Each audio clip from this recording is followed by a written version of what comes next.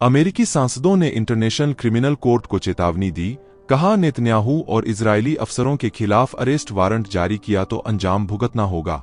अमेरिकी सांसदों ने इंटरनेशनल क्रिमिनल कोर्ट को वारंट जारी करने पर जवाबी कार्रवाई की भी चेतावनी दी है। नमस्कार, स्वागत है आपका भारत व्यू पॉइंट चैनल में। कल की वीडियो में मैंने आपको बताया था कि आईसीसी इजराइल के राष्ट्रपति बेंजामिन नेतन्याहू और उनके ऑफिसर के खिलाफ गिरफ्तारी का वारंट जारी कर सकता है, लेकिन अब यह खबर आ रही है कि अमेरिका इस वारंट के खिलाफ आईसीसी को वार्निंग दे चुका है कि अगर उसने ऐसा किया तो फिर इसका परिणाम उसे भुगतना होगा। आपको मैंने कल की वीडियो में बताया था कि कैसे एक बार जब डोनाल्ड ट्रंप अमेरिका के राष्ट्रपति थे तो उन्होंने आईसीसी के मेंबर्स के ऊपर इकोनॉमिक और ट्रैवल सैंक्शन लगा दिया था। आज की वीडियो में हम इसी खबर को डिस्कस करेंगे। तो चलिए वीडियो को शुरू करते हैं, लेकिन इससे पहले आपके लिए एक रिमाइंडर है कि चैनल को सब्सक्राइब जरूर कर लीजिए, क्योंकि ऐसे शानदार वीडियो आपको हमारे इस चैनल पर मिलते रहेंगे। अमेरिकी कांग्रेस के सांसदों ने इंटरनेशनल क्रिमिनल कोर्ट आईसीसी को चेतावनी दी है। मीडिया रिपोर्ट्स के मुताबिक सांसदों ने कहा है कि अगर आईसीसी इजराइल के प्रधानमंत्री बेंजामिन नेतन्याहू सहित शीर्ष इजरायली अधिकारियों के खिलाफ अरेस्ट वारंट जारी करता है तो उसे अंजाम भुगतना होगा। अमेरिका को डर है कि नेतन्याहू और उनके अफसरों के खिलाफ अरेस्ट वारंट जारी होता है तो इससे इजराइल और हमास के बीच जारी बातचीत प्रभावित होगी। अमेरिकी मीडिया आउटलेट एक्सियोस की रिपोर्ट के मुताबिक अमेरिका में आईसीसी के खिलाफ वारंट को तैयार किया जा रहा है। इससे पहले अमेरिकी संसद के स्पीकर माइक जॉनसन आईसीसी के इस कदम की निंदा कर चुके हैं। उन्होंने इसे बेहद शर्मनाक बताया था। वहीं अमेरिका का विदेश मंत्रालय भी कह चुका है कि ये आईसीसी के अधिकार क्षेत्र में नहीं है। नेतन्याहू से पहले आईसीसी ने यूक्रेन पर युद्ध के आरोप में रूसी राष्ट्रपति व्लादिमीर पुतिन के खिलाफ भी गिरफ्तारी वारंट जारी किया था। हालांकि उन्हें कोई भी देश गिरफ्तार नहीं कर सका है। इजराइल के प्रधानमंत्री बेंजामिन नेतन्याहू डिप्लोमेटिक चैनल्स के जरिए गिरफ्तारी टालने की कोशिश कर रहे हैं।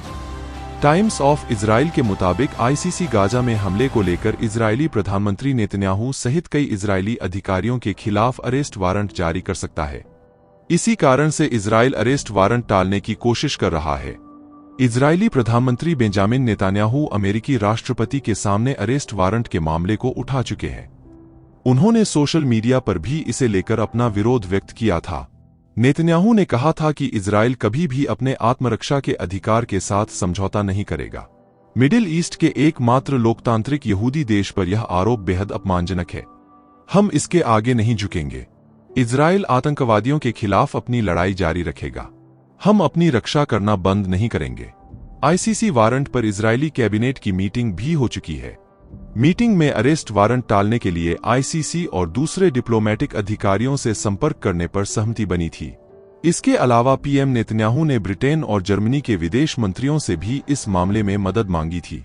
इंटरनेशनल क्रिमिनल कोर्ट आरोपियों की गिरफ्तारी के लिए सभी सदस्य देशों को वारंट भेजता है।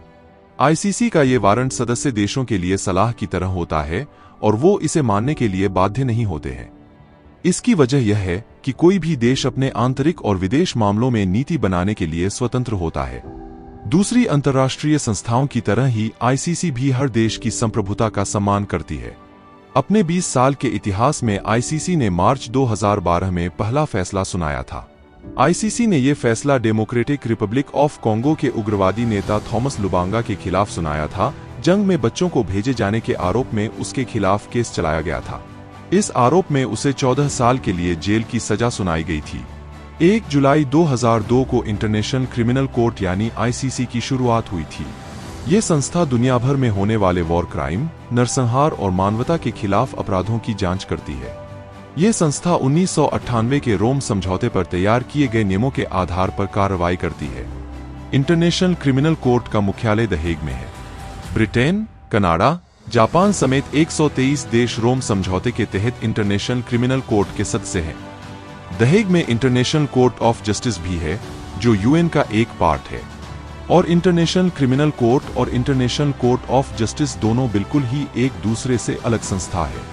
यूएन के सभी सदस्य देश इंटरनेशनल कोर्ट ऑफ जस्टिस के भी सदस्य है, लेकिन आईसीसी को कई बड़े बड़े देशों ने मान्यता नहीं दिया है।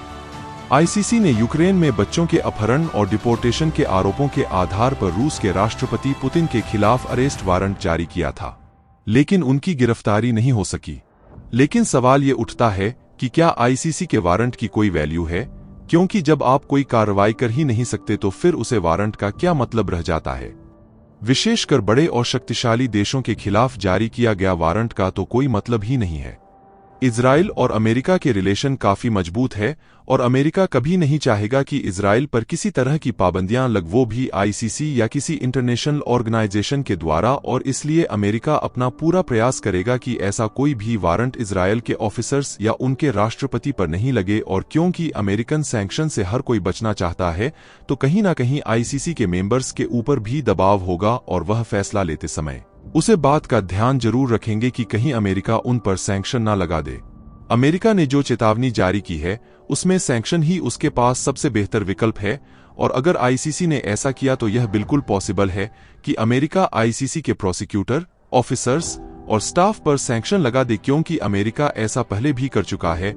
डोनाल्ड ट्रंप ने ऐसा किया है, यह हालांकि बाद में बाइडेन ने इस सैंक्शन को हटा दिया था। आपको क्या लगता है, क्या अमेरिका की चेतावनी के बाद भी आईसीसी इजराइल पर सैंक्शन लगाने के बारे में विचार करेगा, और क्या अमेरिका का इंटरनेशनल ऑर्गेनाइजेशन पर दबाव देना सही है या नहीं? लिखिएगा अपनी राय कमेंट में। फिलहाल आज के लिए वीडियो में इतना ही, मिलते हैं अगले वीडियो में। ऐसे ही इंसाइटफुल नॉलेज के लिए हमारे चैनल से जुड़िए, और अगर आपको यह जानकारी अच्छी लगी तो प्लीज लाइक के बटन को क्लिक कीजिए। अगर कोई सुझाव हो तो हमें कमेंट में बताएं। साथ ही चैनल को सब्सक्राइब करना मत भूलिएगा। मिलते हैं अगले वीडियो में। जय हिंद।